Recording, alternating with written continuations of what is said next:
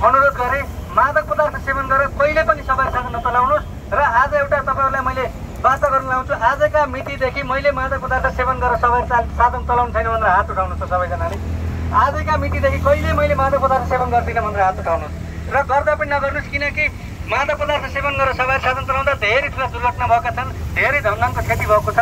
त्यसलाई कमी गर्न जति ट्राफिक प्रहरीको दायित्व छ त्योभन्दा बढी दायित्व तपाईँहरूको छ। मैले 3 मिनट टाइम लिएँ, त्यसकै लागि फेरि पनि सरी भन्दै सबैको दिन शुभ होस्, मङ्गल होस्।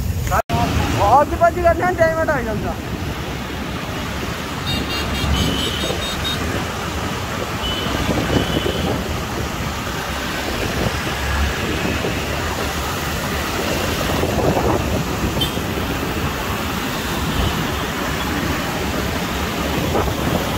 म त 2000 पर्यन्त सोचिरहेको थिएँ। त्यहाँभन्दा बढी कहिले नहिँड्नुहोस्।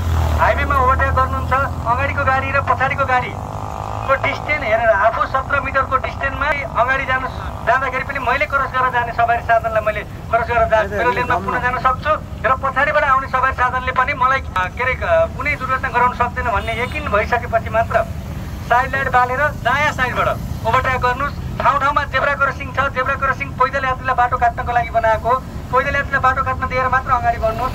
ठाउँ-ठाउँमा रेड लाइट छ, रेड लाइट भएको ठाउँमा, रातो बत्ती भएको ठाउँमा कहिले पनि रातो बत्तीमा अगाडि नबढ्नु।